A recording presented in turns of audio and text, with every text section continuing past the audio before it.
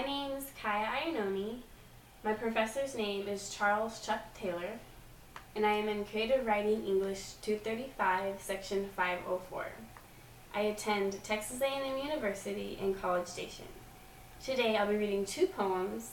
The first one is titled Isle of Dogs by Chase Twitchell, and the second one is titled The Wrestler's Heart by Gary Soto. I'm going to start off with Isle of Dogs.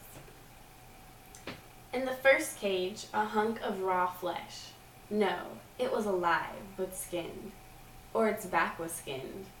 The knobs of the spine poked through the bluish meat. It was a pit bull, held by the shelter for evidence until the case could come to trial. Then they'd put him down.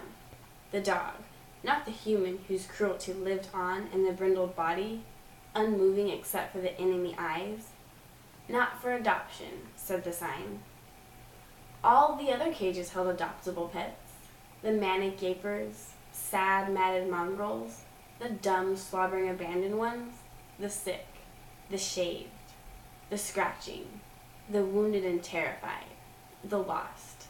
One to a cage, their water dishes overturned, their ship tracked around, on both sides of a long, echoey concrete aisle.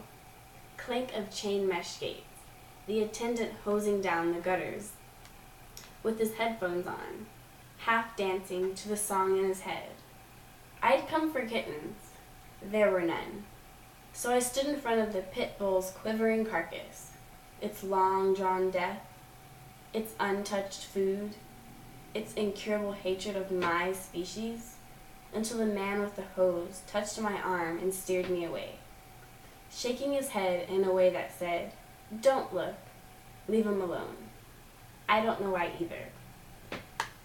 That was my first poem. The second one I'll be reading today, as I mentioned earlier, is titled The Wrestler's Heart, and this is by Gary Soto. I had no choice but to shave my hair and wrestle. 30 guys humping one another on a mat. I didn't like high school. There were no classes in archaeology, and the girls were too much like flowers to bother with them. My brother, I think, was a hippie. And my sister, I know, was runner-up of Queen of the Latin American Club.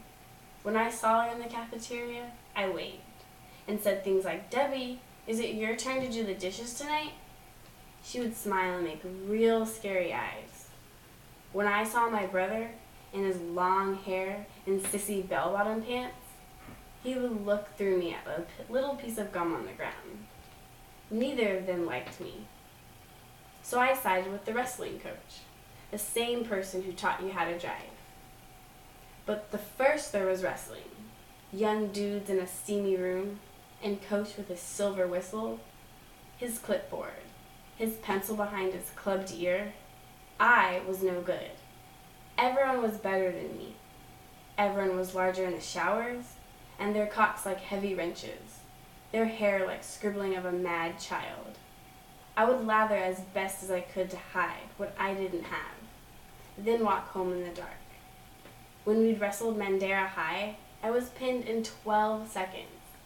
My mom threw me a half stick of gum from the bleachers. She shouted, "It's juicy fruit!" And I looked at her.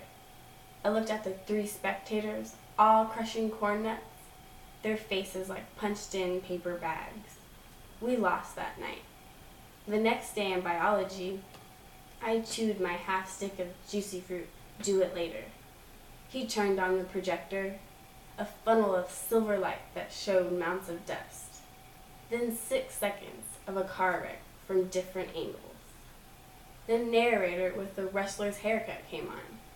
His face was thick like canned ham, sliding onto a plate platter. He held up a black tennis shoe. He said, "The boy who wore the sneaker is dead." 2 girls cried. 3 boys laughed. Coach smiled and slapped the clipboard against his leg, kind of hard. With 1 year of wrestling behind me, I barely peeked but thought, 6 seconds for the kid with the sneakers, and 12 seconds for Bloodworth to throw me on my back. Tough luck in half the time. The end. Thank you.